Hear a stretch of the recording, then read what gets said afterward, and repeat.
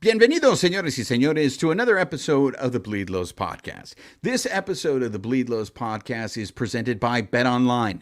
BetOnline remains your number one source for all your sports betting needs this season. Everything from pro and college basketball to UFC, MMA, and more. You'll always find the latest odds, team matchup info, player news, and game trends at BetOnline. With live betting options, free contests, and live scores for almost any sport or game imaginable. BetOnline is truly the fastest and easiest way to bet on all your favorite leagues and events. Head to the website today or use your mobile device to join and receive your 50% welcome bonus with your first deposit. Make sure to use the promo code BLEAV, B-L-E-A-V, to receive your rewards.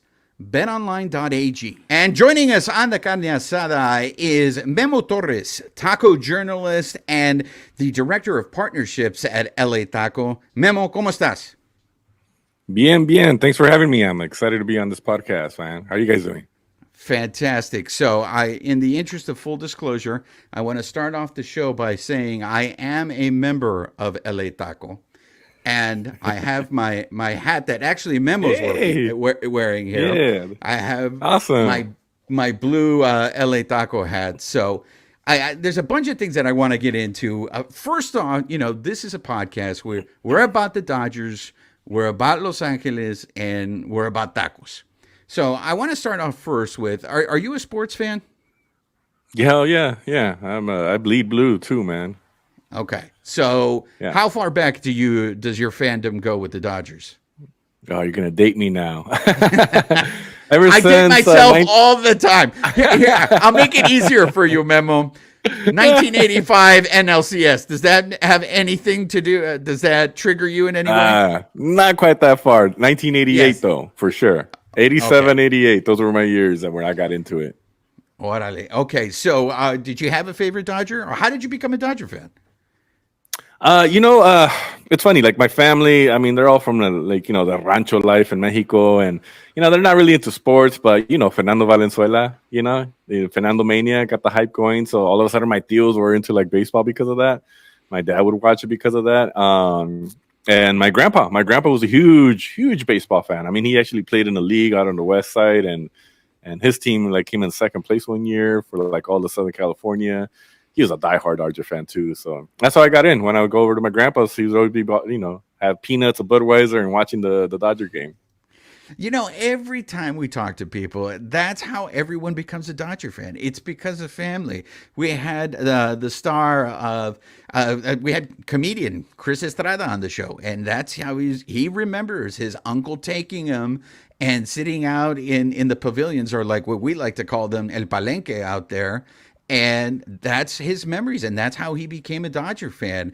And I feel like the Dodgers are so ingrained in this community. They're a part of it. Like, you don't have a choice. You are a Dodger fan. You had mentioned Valenzuela. We're huge Valenzuela fans on this show. And the Dodgers recently just announced that they are going to finally retire his number. Did you have any thoughts on that? And what happened when you found out that they were finally going to retire his number? Well, I guess they're breaking protocol a little bit. They're breaking tradition doing that. So that was exciting. I mean, I think that gives it an extra special meaning for folks like me who grew up with the Fernando Valenzuela and the Dodgers. I thought it was awesome. It's a great honor. And I mean, look, I think the Dodgers deserve most of their Latino-based fandom to him. So, giving him all that proper credit, those special, considerations, and breaking tradition a little bit for that it just gives it that extra special meaning to me. All right. So I want to start off first. Let's, for our listeners who don't know, what is LA Taco? LA Taco, we're not a taco shop. We're not a taco caterers. Anytime some people see me with my hoodie or my hat, they're like, "Oh, I love those tacos. They're the greatest tacos ever." I'm like, no, we're actually an online publication where we write about tacos and local news, art, culture, anything that's based in LA. That's from a street level journalism side. So. And we try to focus on the areas that, traditional media will ignore. Most of like traditional media will focus on anything from Santa Monica to like downtown LA. Kind of avoid like the neighborhoods like Southeast LA or Compton, Inglewood, or farther east, East LA, Boyle Heights. So we try to focus on and bring those voices to the mainstream and give them uplift those communities. So, who came up with the term taco journalist? Was that something that had already existed before you became a taco journalist, or did you create that yourself? No, I didn't create that myself. I don't know. I don't know who created it, but I mean, we've always had people who were taco journalists. For example, there was like Gustavo Orellano who wrote one of the first books. We have Jose Ralat in Texas who was hired as a taco editor for Texas Monthly.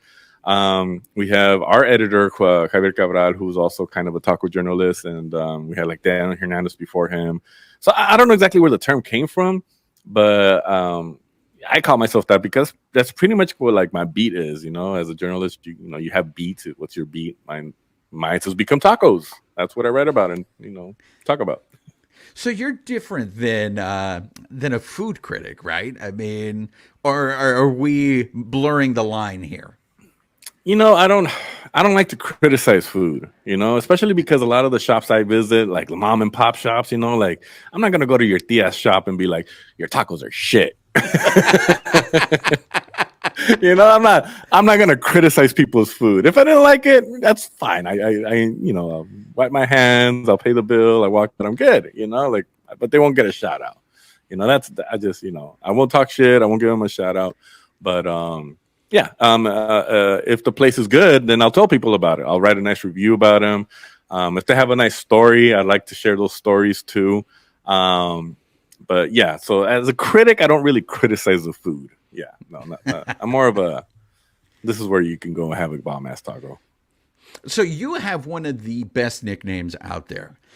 So for those of you who are not familiar, Memo has a nickname of El Dragon. And for you people who don't speak Spanish, El Dragon just means he has a very healthy appetite. I'll leave it at that.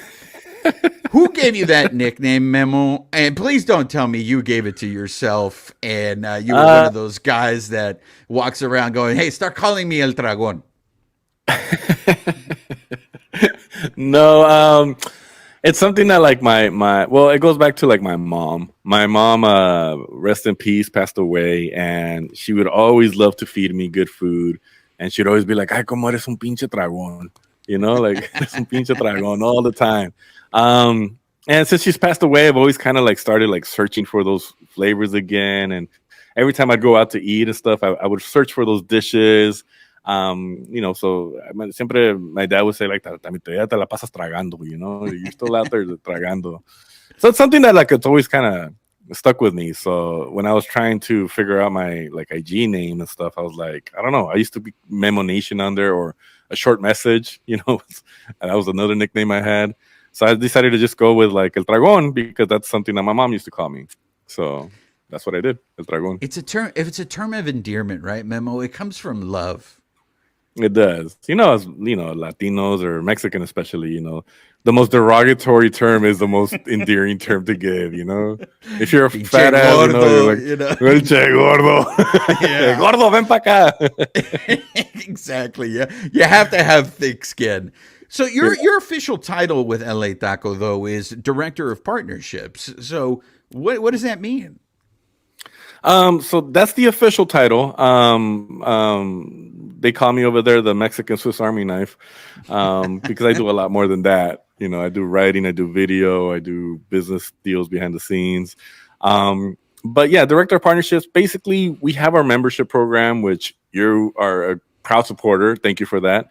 And so one of the things I do is that I'll talk to different taquerias, different businesses, and I'll try to get our members perks, and then when we collaborate on events or we do our own events, then I make sure that our members are taken care of. So just kind of connecting with different vendors and businesses, and making sure our members are taken care of. That's what I try to do. I mean, I love it because I would go to taco trucks, right? And I see the LA Taco sticker. And that's how I first found out about you guys. And I was just like, wait, there's perks? I can get free tacos? So for those of you that are listening to the show and you're finally discovering LA Taco for the first time, go to the website, become a member. You're going to enjoy the perks. Just go ahead, just Yeah, do it. How yeah. You long have you support our been local there? journalism. You support our local journalism and get free tacos in exchange. I mean, how do you beat that? It's the barter system. I think it's perfect. How long have you been with LA Taco now? You know what, man? I was just thinking about that. I'm like, this is on my fourth year now, man. I think I'm in 4 years now. Yeah, it's just like I blinked, and all of a sudden it's 4 years. I feel like I'm still new there. So there's this vibe, right? That LA Taco is of the street, and like you said, it focuses on those neighborhoods that normally don't get attention. But when you Hmm. look at your background, I mean, you graduated from Cal Berkeley, right, Memo? I mean, it's not Yeah, like I'm a you golden don't, bear. you're not. I mean, you are. It's not like you graduated from the Harvard of Long Beach, like myself. Shouts out to Cal State Long Beach. I mean, you. I mean, what was your experience like up in Cal Berkeley? Well, it was interesting, man. I was like the first of my family to go to college. Um, I grew up in Inglewood and Culver City back and forth. Um, so going to Berkeley was I don't know, it was just like a whole other world. Uh, I was like, I didn't know what a major. I had to pick a major. Like, what the fuck is a major, dude? Like, I have to pick something here. Like, I can't just like do the classes and graduate. Like, I have to pick something here.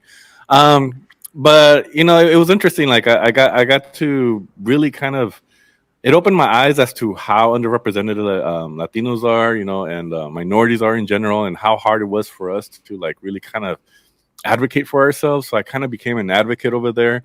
I got involved with some nonprofits, ran some nonprofits over there, and tried to do a lot of work to kind of bring awareness to kids. And then I would organize these trips going back to LA to high schools and get people to talk to the high school students from all across Southern California, actually all of California, and try to motivate these kids. Like, hey, like you guys should, think about college. Here are the resources. We're here as a resource. Because honestly, like when I applied to all the colleges, I got rejected by everybody except for Berkeley. Like Wait a minute. everybody, Wait like a minute. You got yeah, rejected and you had to settle for Berkeley? Like, what were I those had other to settle for colleges that, Berkeley. what were those other colleges that you were applying to? Like Cal States and like like your Wait. school The rejected Cal my ass. States declined you? They turned you Yeah, down dude. and you slummed it in Berkeley. Yeah, basically. I got into like Wow. they had like the summer bridge program. And they were like, all right, we're gonna give you a chance. You're gonna go to summer school before the fall, and if your dumbass doesn't cut it, you're out. Like so, luckily I did well. So So, I mean, being that you're a SoCal guy, I love the hmm Bay Area, and I know there's a lot of people that are SoCal people that they hate the Bay Area, and I'm just like, I think it's just stupid. I don't get why we're supposed to hate the Bay Area, but was it a little bit of a culture shock for you going from SoCal to the Bay Area, or did you adapt pretty quickly? I adapted pretty quickly. The thing is, like, growing up, I did go to a lot of different schools. I went to schools in Inglewood. We did a stint in Canyon Country, so I was over there in KKK country.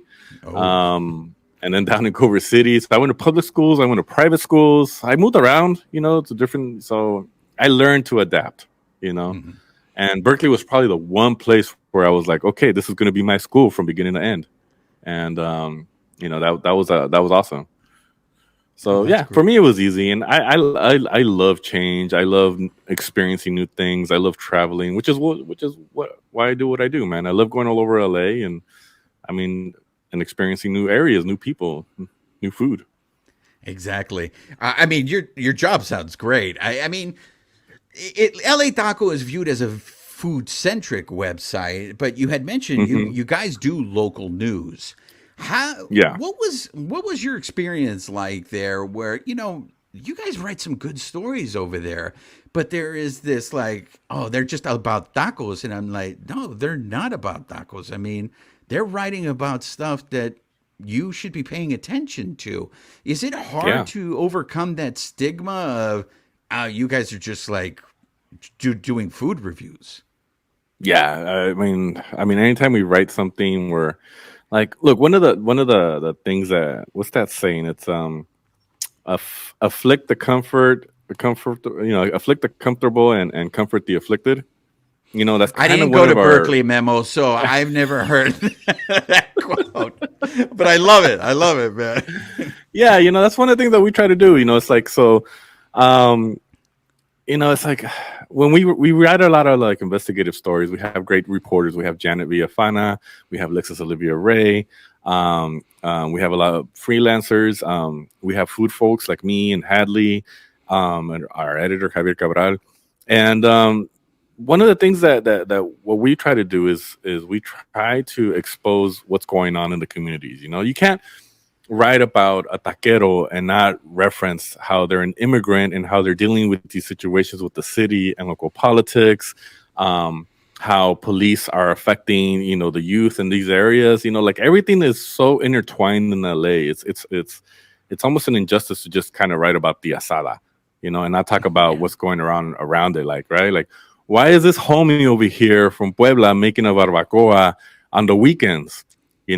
Like why is he doing this bomb ass barbacoa? Like, what brought that here? Well, it's like, it's because he's making ends meet. He lost his job because he got evicted, and now he's living with his primo and now he's trying to work on his immigration papers, but the city won't help him out, and blah blah blah. You know what I mean? Like, there's a lot that goes into like these communities, right? How did this community become an Ethiopian community? How does this community become a Salvadoran community? Why? Like, so there's so much that goes on to what makes LA, and that's what that we love LA. We're all passionate about our city, so we try to tell those stories, let people know what's up, what's going on here, especially because we get so many transplants, and they all come here, they move to West Hollywood, and they're like, oh, everybody here is fake. It's like, well, you're living amongst all the fake people that want to pretend they're somebody. It's like, get out of that area, come down and, visit the communities, try some good food. And that's it. I love that you said that, because I hate when people crap on LA, right? I absolutely hate it, because they use the stupid stereotypes of, you guys are Hollywood. And whenever I hear someone say that, I always say to them, you clearly don't know what Los Angeles is. Exactly. You don't know. And so for me, people who know me, once I start getting to Beverly Hills, or I start getting what I call West Side nausea, because I just prefer the East Side of LA. To me, the East Side of LA, that is what LA is. Like, to me, but what are you calling West Side? What are you calling West Side nausea? You know what it is? Look, I'm from the West Side, man. I'm throwing blows here, right? You're throwing blows, bro. Well, how disrespectful I am to my guests, but you know what it is? Now you're being disrespectful to me. So I live in Orange County, right? And so when I go to the West Side, that's what it reminds me of, is Orange County. So when I go on the East Side, I feel like there's culture there, right? And look, that's just my ignorance, because I'm sure there's culture on the West Side there's culture on the West Side and all that stuff. But that's the thing. It's just LA is so big, and you just said it. Like, how did Little Ethiopia become Little Ethiopia? Or parts of town, like stuff that. Look, just because you're hating on the West Side a little bit, let me tell you a little bit about the West Side that people don't know. These are my areas I grew up with. I mean, it's a hot spot for Oaxaqueños, dude. Like, I mean, Oaxacan people here have been here. It's, Little Oaxaca, California. It's heavy here. People don't realize that. There's a lot of Oaxacan restaurants, pop-up stands, taco trucks out here. There's a huge Latino community that's from Venice. They're survivalists. They're still trying to survive gentrification in Venice. There's a huge Latino community in Culver City and Inglewood too. There's a big Black community too, like all over Inglewood. Santa Monica used to be very heavily Latino and Black, and Venice too. People don't realize that kind of stuff. And those people, like the old school folks, they're still here. but they get overshadowed by this myth of like, oh, the West Side is like you said, Yeah. it's nauseating. There's no culture. There's a lot of culture here. Just people don't know about it. So it's like, like that kind of perspective of LA, that's like what you see the West Side as. That's how a lot of people see LA in general, and Right. going up to Berkeley, the hate is real, man. The Bay hates LA. And I was always like, man, LA's cool. Like, what are you guys talking about? Like, oh, we hate LA. They're all pretentious and shit. I'm like, all right, whatever. That's just what you think. That's what you think, See, So, this is why we wanted to have you on, Memo, so you can educate. Look, I acknowledge my ignorance. I mean, I have a Playa Larga education, so I want to be educated. I want to learn the ways.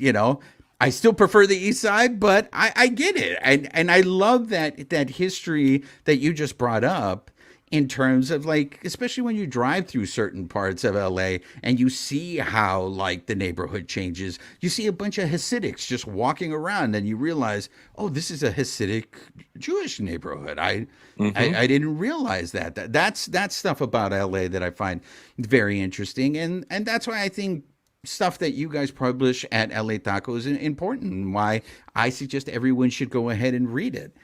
One of the yeah, things, go ahead. oh, I was going to say, yeah, like we just started our neighborhood project where we're going around and giving you like a taco or food guide for each neighborhood and a history guide. And we tell people like, this is the history of your neighborhood. All right. Like if you're going to move into this area or if you live here, you're growing up here, like you should know this is the history. Like, did you know it was Tongva land here? Did you know this was started because of Chinese internment camps? Did this is how this community was built. So that's one of the things that we try to promote a lot. Let people know this is your city. This is the history. This is why the culture behind it. But yeah, go ahead. So let me ask you. I mean, when you do, I find that very interesting, because history interests me. But when you guys are combining that with stories about food, how often do you guys? Maybe you don't. Maybe it's an assumption on my part. Do you guys get accused of being woke?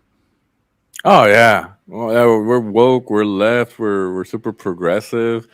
And it's like I got into this argument with somebody the other day. You guys are just like woke, blue, damn. I'm like, like if you read the articles of like the people we come after, we're really strong about holding people accountable. Everybody we've been holding accountable are Democratic politicians in LA.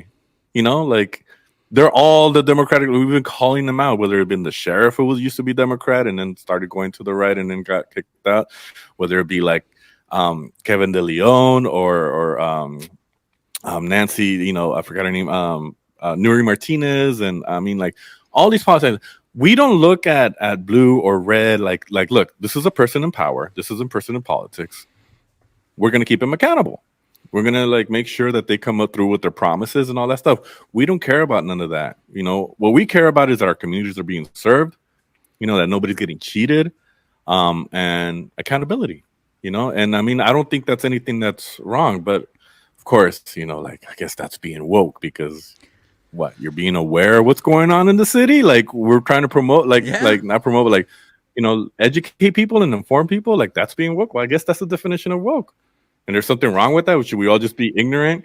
The number one comment we get on our Instagram comments or Twitter is like it's stick to tacos. Like it's the equivalent of like shut up and dribble. Yes. Uh huh. Like nah, come on. All right, you need to learn what's going on with your city, and we're here to inform you, whether you like to hear it or not. That's what's going on. I have always thought that woke has become a code for, I don't want to talk about this. You're making me uncomfortable. Exactly. I don't want to hear that the police are doing this. Yeah. I don't want to hear that the sheriff's doing that. I don't want to hear that my politicians are doing this. Like, I mean, it's become like the new Antifa now, right? Like that's Yeah. what they're pushing it towards. Like, oh, it's code for shut up. It's Yeah. literally what it is. It is Yeah. like, And I think what you just said right now is like, why wouldn't you want to hear stories about people getting cheated? Those aren't yeah. ideals of right or left. Nobody wants to get cheated. Why would you want to see someone be taken advantage of? So, Exactly. I So I appreciate mean, the efforts that you guys are doing. yeah. Well, we take a lot of crap, but it's okay. Somebody has to. One of the things I found interesting is you have your own landscaping business, right? Yeah, man, you did your research. That's something I don't Thank really you. talk about much. No, look, I wanted to bring this up because so not only are you doing your work at LA Taco, but you're also running your own business, right? So I don't want to Right. sit there and say, hey, LA Taco is your side hustle, because I'm sure you're committed to both of them equally, right? But Yeah. the Yeah. landscaping thing interested me because it's your third generation landscaper. Damn, dude. Like, where you did your research? Yeah. No, look, my Yeah. father, my father, you know, when he first came to this country, it was the classic immigrant story, right? He was a migrant worker up in Merced in the central California. And then when we moved to Southern California, a lot of his jobs were, back then they were called gardeners, right? Hmm. And I think as a kid, because I was young and stupid, I viewed it as like, oh, my dad is a gardener, because I heard so many times people would be like, oh, that stupid gardener, or stuff like it was a low, like a bottom of the rung type job, right? And I Yeah. never realized until I was older that, damn, my dad worked hard. Like this was Yeah. hard work. And Yeah. so I just found it really interesting that you, I mean, you should be proud of being a Yeah. landscaper. How did the landscaping business come into your life? Um. So I went to Berkeley, right, and I graduated Berkeley, and it was like there was like a depression hit, like and like I tried to go into business with my dad, and then we kind of butt heads, and it wasn't working. I couldn't get hired coming out of college because I was overqualified and not experienced enough because I had been running all these nonprofits like while I was in college. I was like running shit. Um, so people didn't believe my resume. They were like, "You're kind of overqualified, but you don't have the experience we want." So it was like I couldn't get a fucking job anywhere. I worked at Enterprise Rent a Car. I went through their management MT. I had this bullshit door to door sales job one day that I got conned into for one day, which was a whole other story. I mean, that's a story I love to tell. Um, but imagine me like, all right, like what? I got married. I had kids. I'm like, I need to fucking work. Like I can't get a job. I need to fucking work.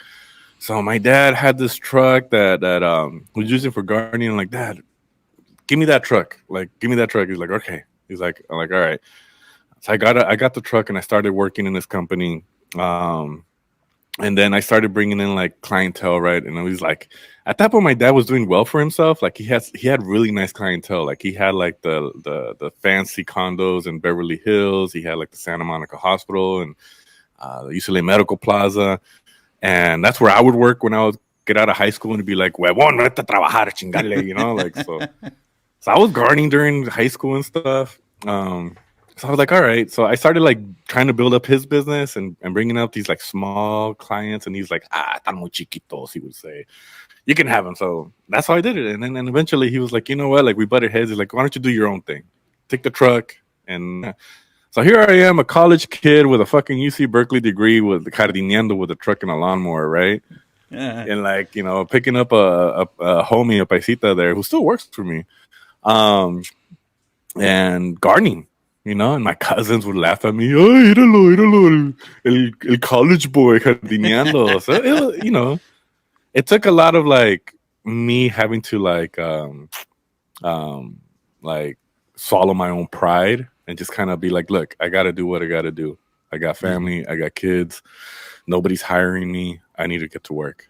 And that's what I did. I built my own company. I built it up, and I built it too big. And then I descaled it, and now it's kind of automated. I've taken my best guys and I've kind of turned them into like their own, like kind of subs in a way where like everything's commission based. So everybody's profit sharing, everybody's committed there, and we all do good. So because my company now is a kind of an autopilot, and my guys already know everybody. They know the clientele too, and we all work so well together. It's like it's easy. I just get the jobs, I get the contracts, I maintain relationships. My guys do all the work. I go and supervise.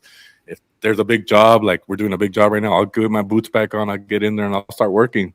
You know, the other day they were like, "Memo, you always bring us the shitty tacos from the closest lunch truck. Why don't you bring us some of the ones you're posting about?" Oh, like, yeah. all right. I'm like, all right, I'll go get you some good tacos.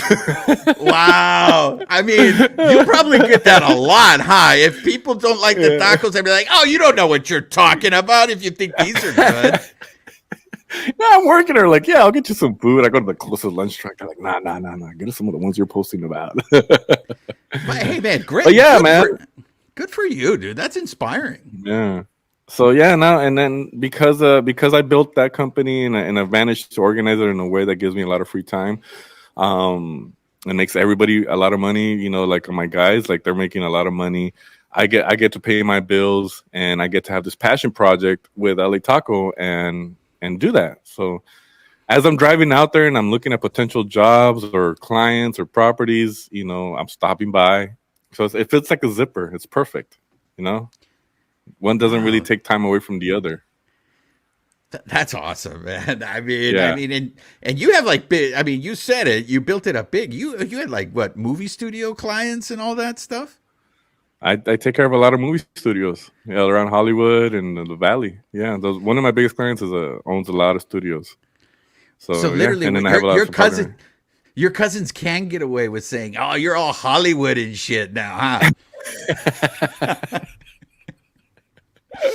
Yeah, and now I'm on Netflix and shit. I'm like, all right, well, I take care of one of Netflix's buildings. I'm like, I'm doing their gardening and I'm on their show. So I want to get into the Taco Chronicles, but before that, I want to segue because I'm very impressed by this, man, and so this is just my own curiosity. You are a finalist for the Ruben Salazar Journalism Award. What did you become a finalist for? What story was it, or was it just overall coverage? No, it was for a specific story. So there was the Andres Guardado. I don't know to remind people. Andres Guardado was an 18-year-old kid who had just graduated high school. He was working at some body shop in Gardena. Police rolled up, chased him down an alley, shot him in the back like 5-7 times. Right. I didn't. Like I kind of broke. That was the one down in Compton, right? Gardena. Yeah. Oh, it was Gardena. Actually, okay. It was Compton. It was Compton, right next to Gardena. Now, yes, I know what you're talking about. Yeah. Yeah. So yeah, I kind of went down there and I interviewed the shop owners. I kind of exposed the cover up by the sheriffs.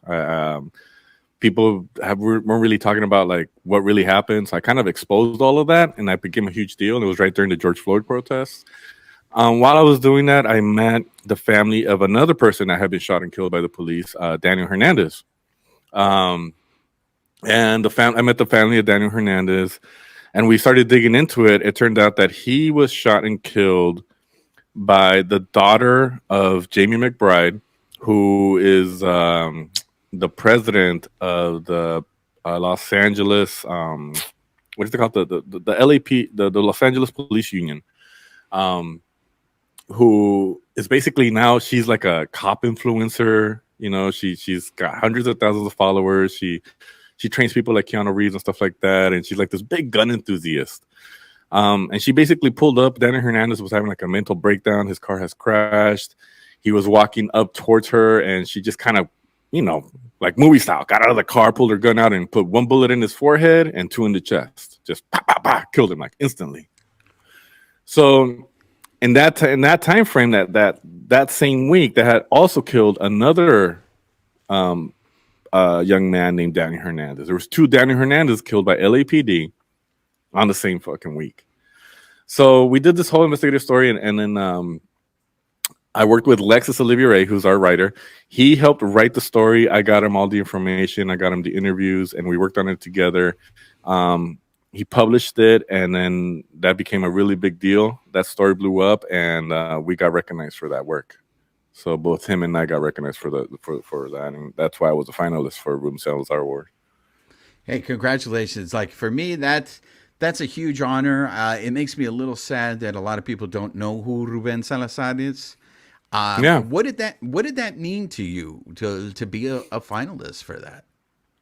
Um, you know, honestly, like, um, I was kind of like cool, like that's cool. Like, I don't think I really deserved anything. Like, Lex wrote the article. I did a lot of the legwork. But to me, it was more about like, let's get these attention to like what's going on with the police and the shootings, and then just there's no accountability. Um, I ended up doing like a whole thread on Twitter on police gangs. People didn't know that there's actual gangs inside the police. You know, the banditos, the Vikings, the executioners, the 3000s, the 2000s. That inspired another writer, Cerise Castle, to do a whole series and deep dive into that. Um, to me, it's just like look, I have imposter syndrome, right? I didn't study journalism. I was a fucking jardinero. All of a sudden, I'm fucking like exposing LAPD and the sheriffs, while writing about tacos. Like, what kind of a fucking world am I in? You know, like, so it's like it just didn't click in my head. So I'm just like, okay, now I got this finalist for Ruben Salazar Award. That's cool, you know. But it kind of fucked with my head, you know. To be honest with you, it fucked with my head. I'm like, it just all just kind of spiraled. It was like what the hell am I doing? Like, how did I get into this world? How am I doing this? And I don't know. But you know, I think I learned a lesson from. I have a high school teacher, Mr. Diaz, Lalo Diaz. Shout out to that guy. Um, Goes back to Berkeley. Goes back to me getting into Berkeley. He was like, my counselor brought me in, and he was like, all right, it's college time. Where do you want to apply? Oh, I don't know. I heard about Yale and Columbia and Harvard. How are those schools? Because I didn't know shit, right? He laughs at me. Nah, I apply to Cal States. I'm like, all right. This teacher pulls me in. He's like, hey, mijo, come in here. He's like, what did your counselor say? I'm like, nah, he laughed at me in this. And he's like, man, fuck that puto.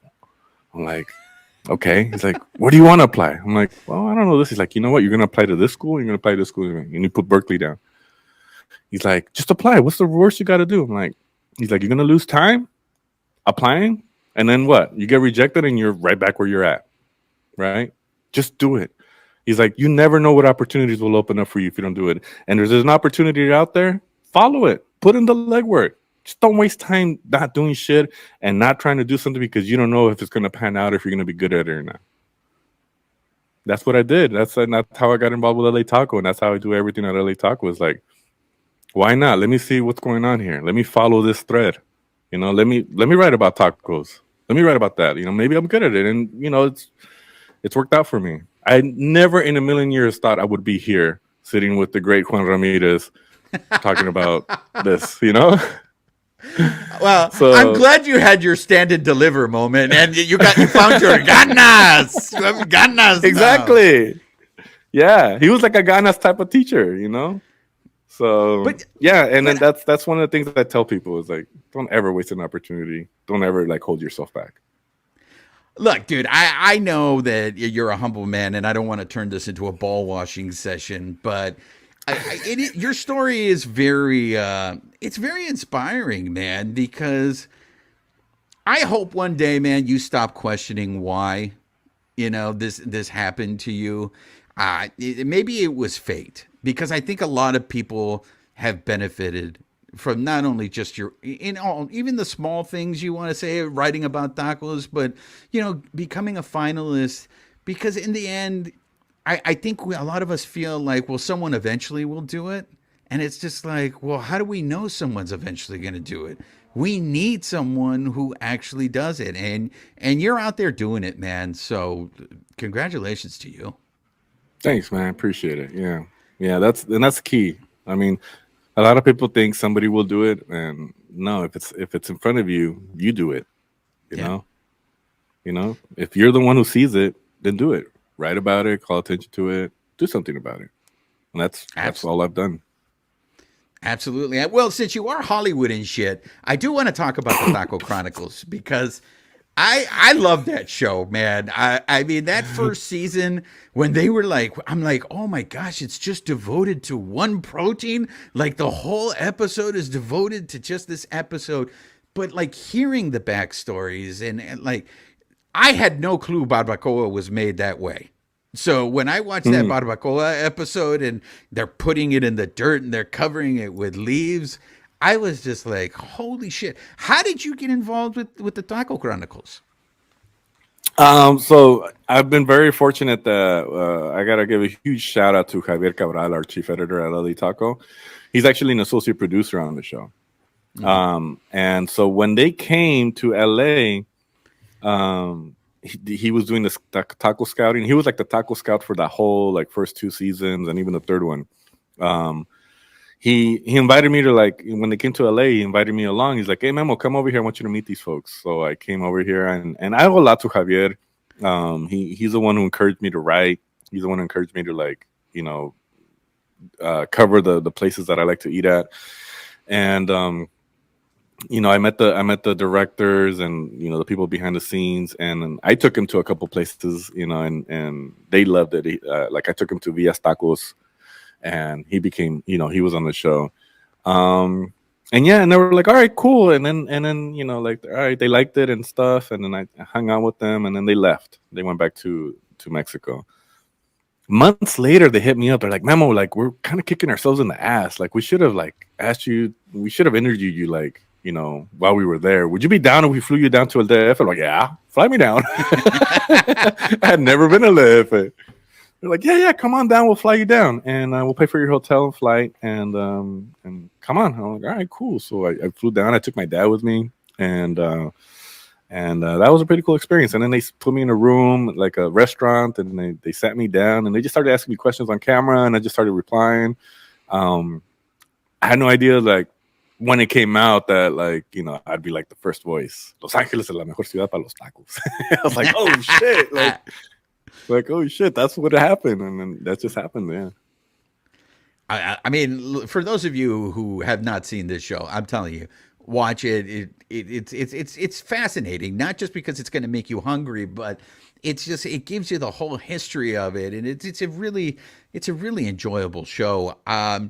We're going to get to the part, like on this show, we end every show by asking everybody what their favorite taco is and where to go to get that taco. Being that we had Gustavo on the show before, right? So I felt like I was insulting him by asking him this question. I feel the same way by insulting you. So I want to take a little different approach here with this question with you. And that first of all, I want to start off with, what is the most underrated city in Los Angeles for tacos? The most underrated? Ooh, I would have to say,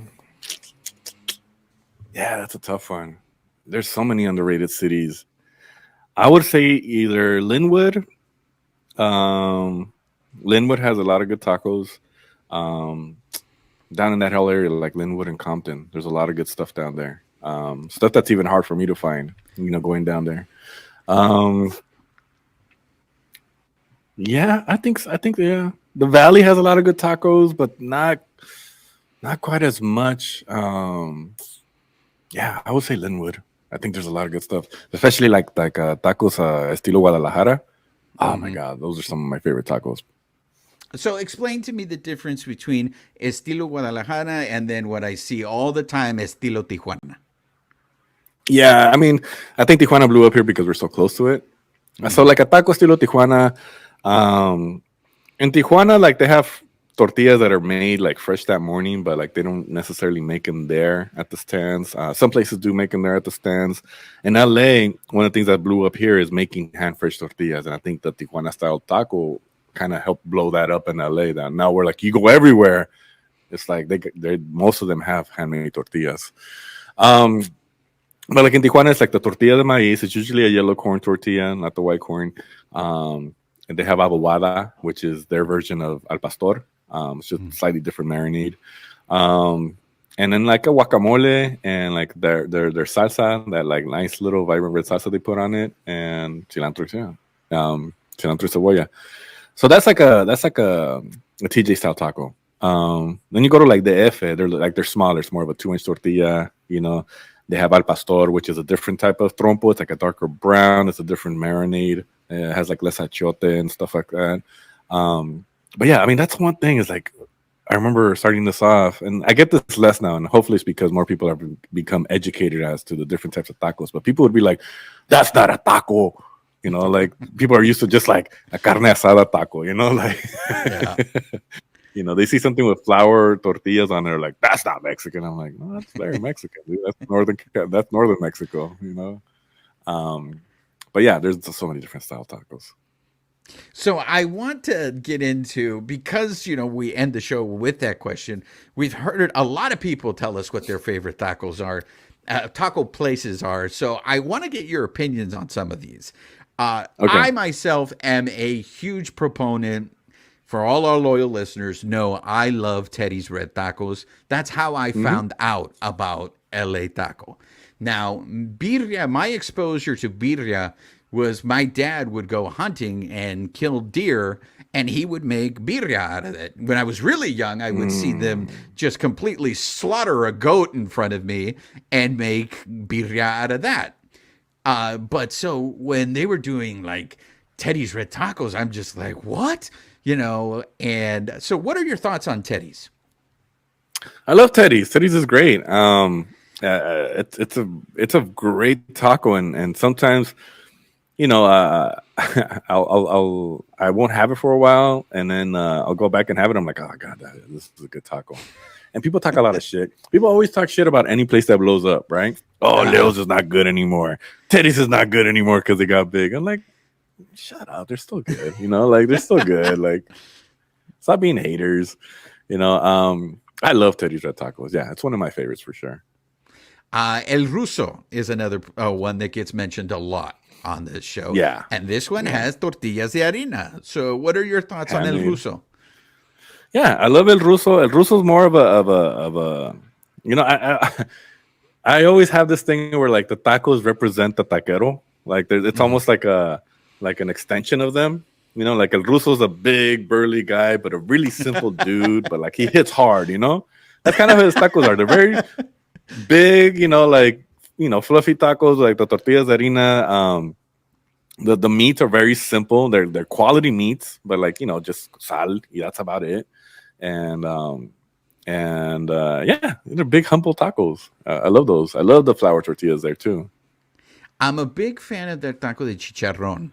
Is there another place where I could get a good chicharrón taco? Like the ones they have? Yeah, I was not a fan of chicharrón. And then I had their taco and I'm like, what have I been missing? Is there someplace else that I can go to get one? Yeah, there's a few places that make like a taco chicharrón. I mean, let me see. I'm terrible with like pop quizzes like this. Like name something off the top of your head. I'm like, it's not a very common taco though, and I've read about a couple places that do offer them. But yeah, like a chicharrón prensado, like in salsa roja or salsa verde. Yeah.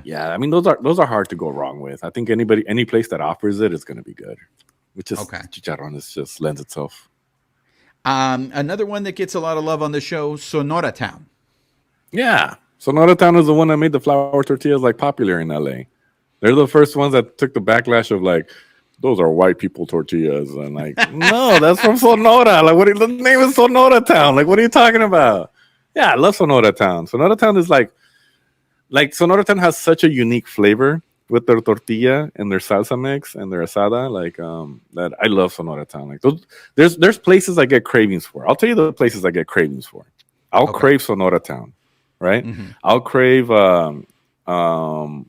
Jalisciense. Like honestly, like I'm birria out. Like I don't want to see any more birria in LA. There's so much fucking birria in LA. Like I don't want any more. But Birreria Jalisciense, like I'll get an appetite for like I kind of want some of that birria. Because it's an OG style, Jalisco style. I get cravings for like tacos estilo Guadalajara and Linwood. I get cravings for like mariscos Jalisco's taco de camarón. Like those are the few tacos I get a craving for. Oh, y los dorados, like those crispy flautas. And like those are the few tacos I like. You're just like, oh god, you know what? I kind of want a bite of that. Wow. My mouth's watering here. Another one that gets mentioned a lot on the show. I'm going to be like you and not be a critic of it, but let's just say there's other places I would have put ahead of it. But a lot of our guests are fans of guisados. What are your thoughts on Ah, guisados? you know what? I love guisados, man. I mean, I don't know why it's people love it or hate it. Hmm. Like I'm from Zacatecas. My family's from Zacatecas, and we're big on stews. We're big on guisados, especially with Hmm. like a flour tortilla, kind of like asadero chicali, right? Like they have guisados with flour tortillas. Um, so for me, like if I could pick any type of a protein, it would be guisado. Like any kind of stews. Chilitos con, chilito con puerco, chicharrón prensados, or like a tinga, anything like that. I love that stuff. And guisados is one of the few that actually specializes in those type of tacos. So I think you can't find that variety of tacos in a lot of places in LA. So for that, they get the thumbs up for me. They always will. Um, but yeah, I mean, I think a lot of people just don't think they're not big fans of guisados. I love guisados. You know, I think they're a good taco. Um, I think they also get that kind of the hate, or like they kind of blown up. They have a lot of places, so people are like, they were good when they first started. Now they Yeah. have a lot of locations, and there's a little truth to that. Maybe the quality isn't as good because you can't supervise every location, and so they might slip here and there. Yeah, but I generally love guisados. I don't see why people have a problem with it. So, as you discovered on the show, they call me the Prince of Darkness because I guess I'm a hater and I'm just aware of it. So, the last one I'm going to ask you about is one that gets mentioned a lot, and I just do eye rolls. But hey, whatever. If you like it, you like it. Tito's. What is your thoughts on Tito's? I grew up with Tito's, man. Yeah. I grew up with Tito's. Yeah, look,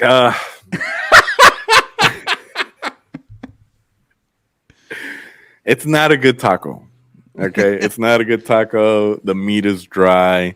It's got a very simple salsa de tomate, gang of cheese. It's a Calmex taco, um, it's not a good taco. It's also not a bad one either. All right, like I mean, you could do worse. You could do a lot worse. I mean, it's still better than like going to like next door to Cinco de Mayo and getting one of their tacos, right? Like, um,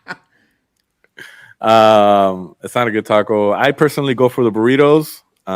If I get those tacos, I will get a taco or two. Just because they're literally down the street from me and I grew up with them, and I'll just drown that shit in guacamole and salsa.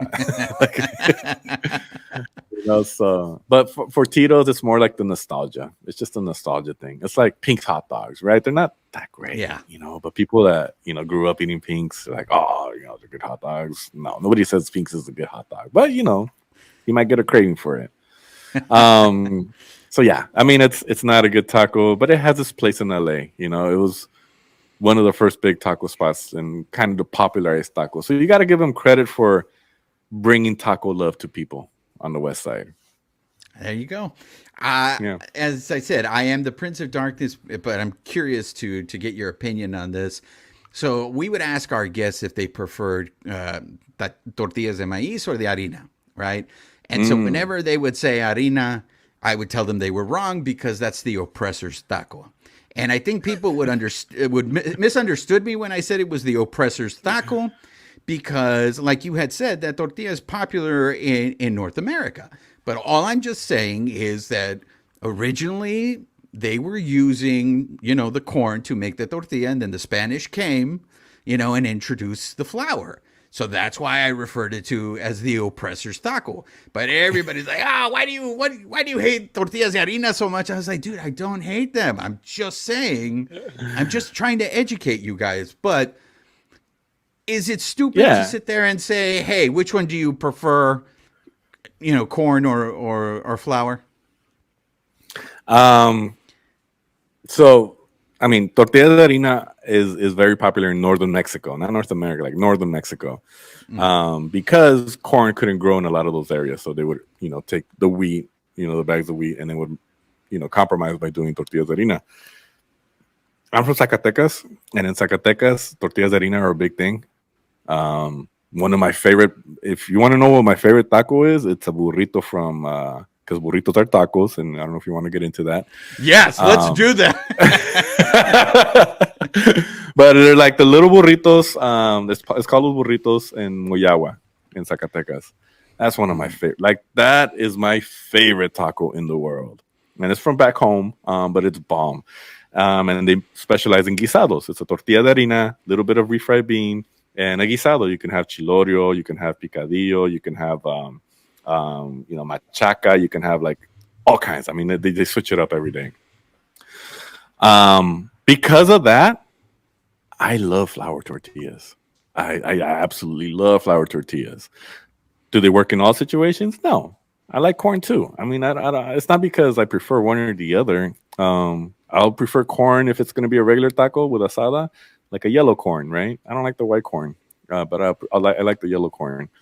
Even the blue corn is good. But for me, I like flour. I don't know. That's just how I grew up. I know people hate on it or like, oh, that's the white people's tortilla. Like, no, it's not the white people's tortilla. Shut up. Like, I don't know. There's something about the chewiness of it, the butteriness, like if you get a fresh handmade flour tortilla, there's just, like, come on, man. Like they're buttery, they're chewy, they're just delicious. How can you hate on it, So, yeah, I'm a flour tortilla guy. And I know a lot of people be like, oh, he's a taco guy and he likes flour tortillas. Oh, how can he be credible? Like, yeah, Well, just just to piss off more of our listeners, can you explain to them why a burrito is a taco? Well, there's a lot of theories and stories and legends of how taco started. Originally, the taco is like a stick of dynamite that people would roll up, like they would make a taco when they're mining, and they would stick it in the hole. They would drill a hole in the rock and they would stick it in there. So when people would make these tacos, they're literally like they started off as burritos. They were rolled up, Going to my grandma's, in Mexico all the time, she'd be like, mijo, ¿quieres? Te voy a echar unos taquitos para que vayas a rancho, right? Con tu abuelo. And what she would make, her taquitos were little burritos, frijolitos y carnita or huevitos or, whatever. Growing up working, in el jardín, with all the raza, when it was lunchtime, they would pull out their little, grocery bags with aluminum foil full of burritos, right? And they'd be like, hey, Memo, vente, échate un taco. They didn't call them burritos. They call them tacos. So burrito is just another form of a taco. Just like a flauta is another form of a taco. Just like a hard shell taco is another form of a taco. It's a form of a taco. That's what it is. You're going to blow a lot of minds with that, Memo. So is it too hard to ask you for a favorite place in LA to go and get tacos, or there's just too many? Yeah, there's just too many. I mean, like there's just too many. There's too many, and they're all different. Like like El Ruso, Sonora Town, Villa's Tacos, Tacos Estilo Guadalajara, Brothers Cousins. I love Brothers Cousins on the west side. If you're in the valley, I love like Birreria San Marcos. I love. There's just so many. I mean, it's hard to say. I mean, they're all different. It's like, I don't know. I hate that answer. Do you have a favorite protein or like a favorite go-to taco? My favorite protein is the rarest one that they have on the taqueros. Like I always get asada. I always feel like I need to have meat. I love a good steak, right? Yeah. So the asada's got to be good. I love al pastor, but from there, like if they have suadero, give me some suadero. There we go. There you have it. Yeah. So we want to thank Memo Torres again. For those of you who are not aware of LA Taco, go to the website, become a member. You can be a member as low as for $50 for the whole year, and you get some really great perks with it. But if you got extra income to throw away, you can go up to the next level, whatever. Because not only you're doing yourself a service, you're going to find out about tacos, but you're supporting local journalism. And we need more of that. we need to be able to hold people accountable. And that's what we've done here. So I want to thank Memo. You've been so gracious with your time. I'm sorry that we took so long, and my apologies for hating on the West Side. I need to learn to be better. Hating on the West Side, hating on tortillas, man. Just a hater. It's the Prince of Darkness over here. It's all good, man. Go ahead and just we go. wouldn't Who be hurt last you? if we didn't hate. Who hurt you? Who hurt you? Where can our listeners and viewers follow you on the socials? El Dragón de Los Angeles on Twitter and Instagram and TikTok. So and some of them is El Dragón de LA, and it's got the underscore separating the words. The other ones are El Dragón de Los Angeles, depending on which social media you are at. Well, there you have it, ladies and gentlemen. Thanks again to Memo for joining us, and we will hopefully continue to read great stories, not only about food, but other local stories in LA. So big thanks to you, Memo. Hey, thank you, man. And hopefully, like, we get to meet in person, and I'll take you out for some tacos, man. Oh, it's on. It's on now. Yeah, hit me up, man. Let's go get some tacos. I'm down. And a big thank you once again to El Dragón Memo Torres from LA Taco for joining us on the show. Check out his stuff. I mean, he will give you some, as you heard on this episode, he drops knowledge when it comes to tacos. He is a noted taco journalist. Check him out on the Taco Chronicles. I really enjoy that show. Maybe some of you have already seen it. So for this episode of the Bleed Los Podcast, yo ha sido su servidor, Juan Ramírez, de parte de mi colega Babyface. Nos vemos para la próxima. This episode of the Bleed Los Podcast has been brought to you by betonline.ag, where the game starts.